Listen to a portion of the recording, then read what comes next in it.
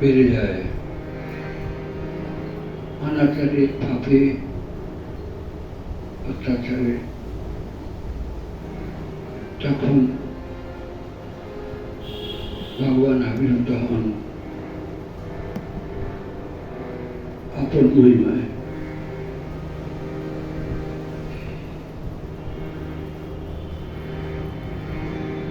ব্রহ্মাজির কাছে সে ধরিত্রী বললেন, প্রভু, কংস, জরাসন্ধ, বিভিন্ন অত্যাচারী রাজার শাসনে পৃথিবীর ভার আজ পূর্ণ হয়ে গেছে। আপনি একটা উপায় বলে দিন, জগৎ কি করে থেকে উঠতে হবে। ব্রহ্মাজি বললেন, আমি তো পারবো না, তিনি পারবেন, চলো তাকে আহ্বান করি।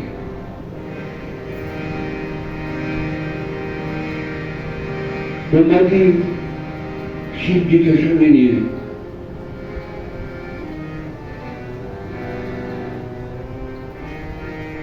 সকল ভক্ত সঙ্গে দৈত্যের সঙ্গে কাতর স্বরে আহ্বান করলে, প্রভু তুমি আবির্ভূত হও। পৃথিবীর ভার দৈত্যের সইতে পারছে না, অত্যাচার, অন্যায়ের ভার।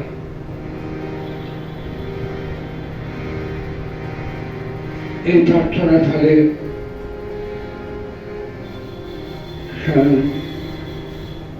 তিনি নারায়ণ, তিনি আকাশবাণী করলেন। ব্রহ্মাজি বললেন, শোনো শোনো, উনি কি বলছেন। নারায়ণ বললেন, আমি যার অংশ, সে পূর্ণ ব্রহ্ম শ্রীকৃষ্ণ আবির্ভূত হবেন। আমি অবগত আছি ধরিত্রীর পাহাড় বেড়ে গেছে, কিন্তু তোমাদের প্রার্থনা আমি অবশ্যই শীঘ্র অবস্থিত হব।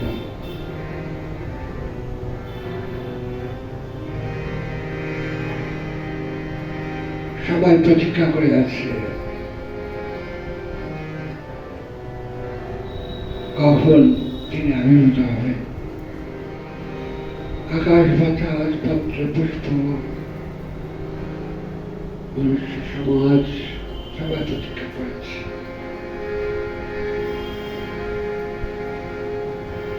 তিনি কবে আসবে। ভগবান বলেছেন, আমি মথুরা মন্ডলে আবির্ভূত হব।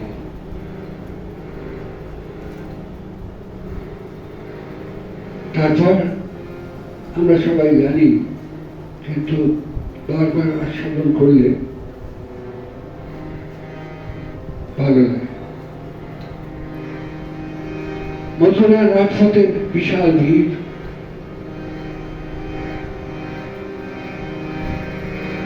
অগ্রসেনের কন্যা দেবকীর বিবাহ হয়েছে বসুদেবের সঙ্গে।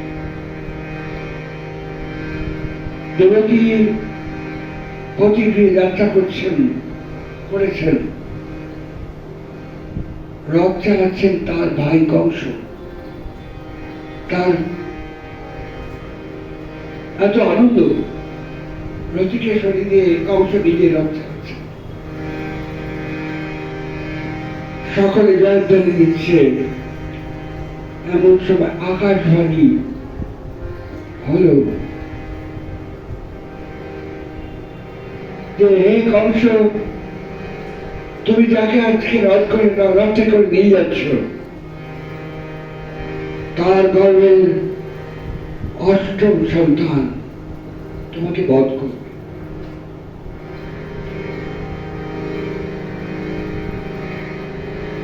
কংস বরুণীকে ভালোবাসে, কিন্তু নিজের প্রাণ ভয়ে তার আসল রূপটা বেরিয়ে এলো। সঙ্গে সঙ্গে তলোয়ার বার করে দেবকীকে হত্যা করতে পারে। বসুদেব দাঁড়িয়েছিলেন, বসুদেব শুনছে, দেখছে। তিনি ঈশ্বর ভক্ত, তিনি সাধক, তিনি জানেন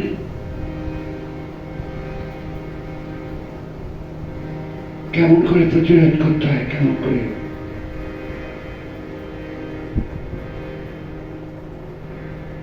তিনি কংসকে বললেন, কংস, ও বাণীকেও বলেছেন যে দেবকীর গর্ভের অষ্টম সন্তান তোমার প্রাণ নেবে। আমি কথা দিচ্ছি, দেবকীর গর্ভের যখন সন্তান আসবে, সেই সন্তান তোমার হাতে তুলে দেব। তুমি তাকে বধ করো। দেবকীকে নিয়ে তো ভয় নেই। আকাশবাণী বলেছে তার গর্ভের সন্তান, অষ্টম গর্ভের সন্তান তোমার বধ করবে। কংস জানেন বসুদেব সাধু লোক, বসুদেব ভক্ত, বসুদেব মিথ্যা কথা বলতে পারেন না।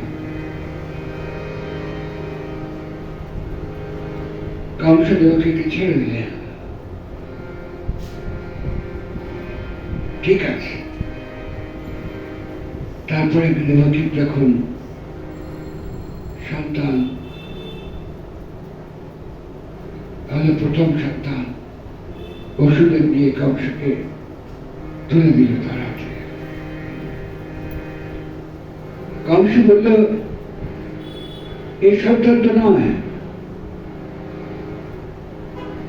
অষ্টম নবের সন্তান, আমি তাকে বধ করব। কংস ছেড়ে দিল।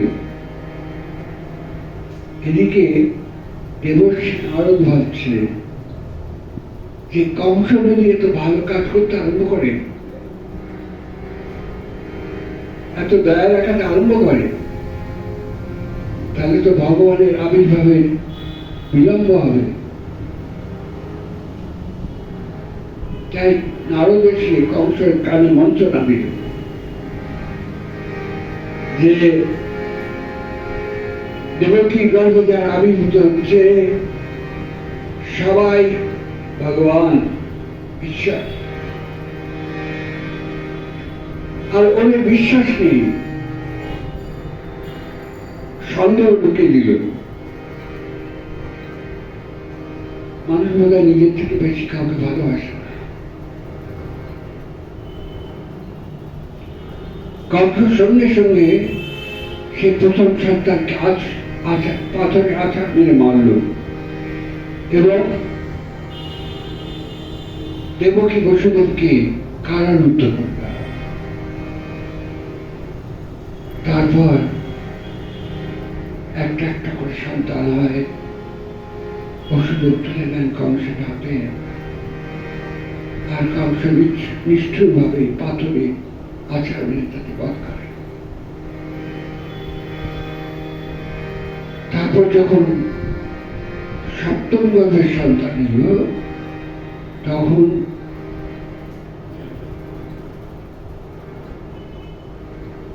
সবাই বলল দেবকীর গর্ভ নষ্ট হয়ে গেছে। আসলে তখন এই সপ্তম গর্ভের সন্তানকে ভগবান আকর্ষণ করে বসুদেবের আর এক পত্নী রোহিণীর গর্ভে স্থাপন করলেন। তারপরে সেই দিন এলো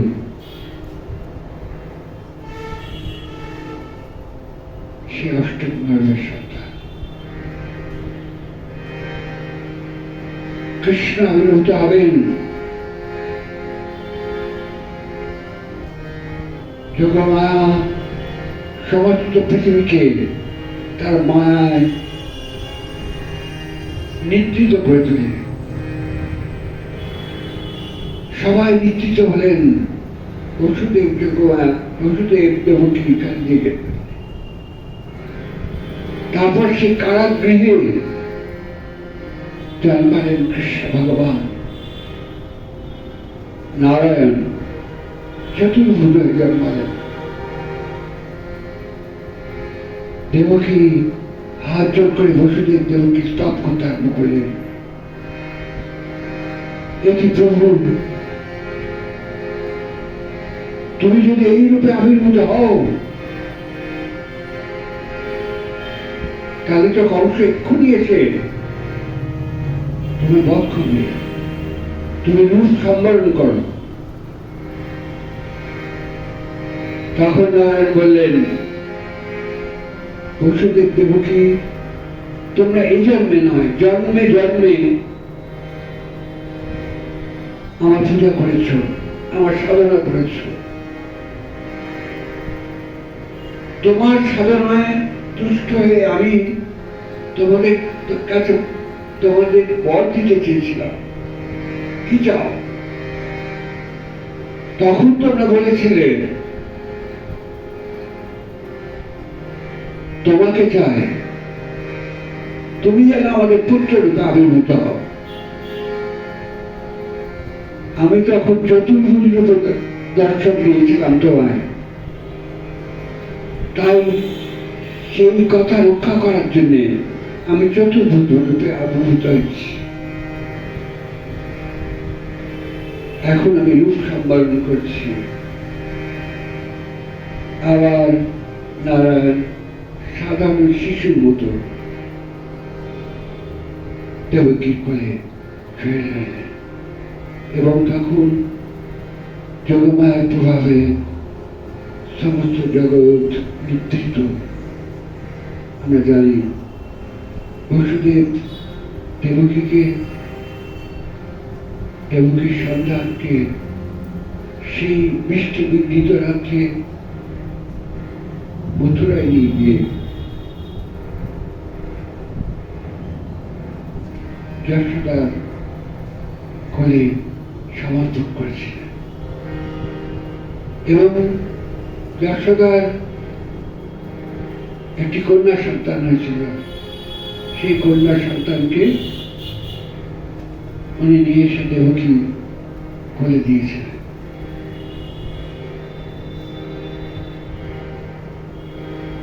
তারপরে যখন যোগনিদ্রা শেষ হল, তখন যখন জেগে উঠল, বাচ্চা ক্রন্দন ধ্বনি অন্নমহলে পৌঁছল, কংস ছুটে এলেন, সে কন্যাকে কেড়ে নিলেন, আছড়ে মারতে গেলেন পাথরে। সেই কন্যা তখন আকাশে উঠে গেলেন, অষ্টভুজ দুর্গা রূপে তিনি দেখা দিলেন, এবং আকাশ বাণী করলেন, কংস তোমাকে বধ করবে। সে গোকুলে বাড়ছে,